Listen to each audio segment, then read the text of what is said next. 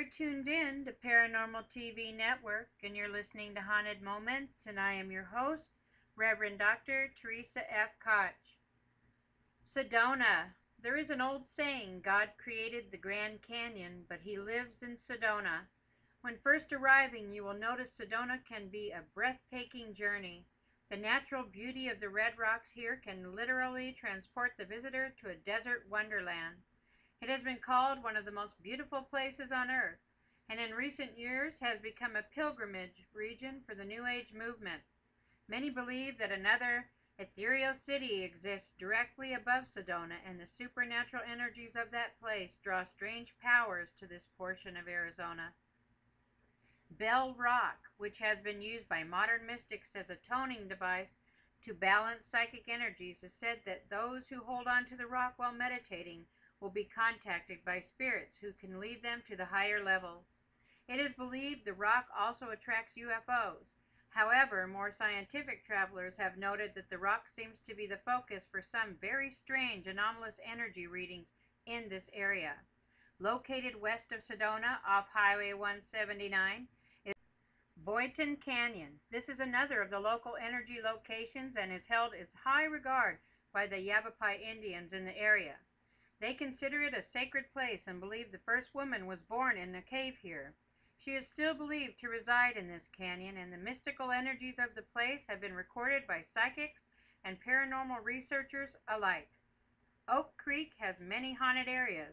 I myself, along with a couple other investigators, were walking this area after an investigation in the nearby city of Jerome in the snowy winter.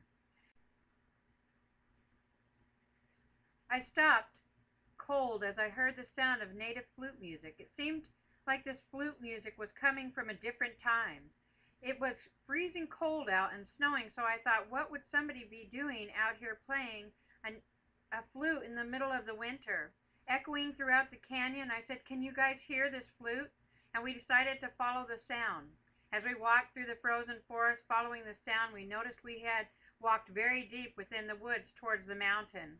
Looking up, we could see hieroglyphics on the side and caves up above our heads.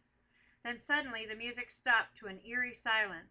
Deep within the forest, I looked down, and there in the snow was an old wooden flute from long ago, now broken.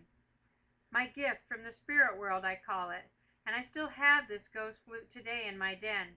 We were astounded and just stood there looking around this canyon in the frozen snow. Oak Creek is a pristine water source that is believed to have healing powers and is said to cleanse people both physically and spiritually. Scientific researchers have reported that the water is highly oxygenated and rather mysterious energy.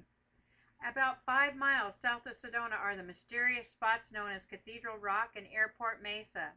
The rock has been called a psychic vortex and is 1,000 feet high and seems to glow at night. Nearby the mesa is said to be so charged with electricity that people's hair will stand on end under certain conditions.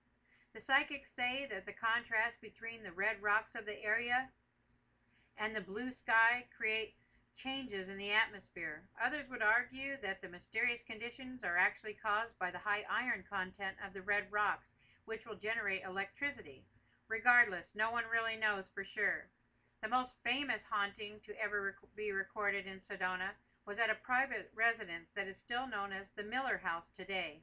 The house was once owned by the famous Hollywood dancer and star Ann Miller, and according to her own accounts, it was haunted by the ghost of a fierce Native American warrior. When Ann asked a Hopi shaman for help with the house, she learned that it had once been owned by an early Arizonan whose son had died during the construction of this house. The man had once had the house blessed by a tribal chief because of the strange activity that he was reporting there. Unfortunately, though, this did not get rid of the ghost.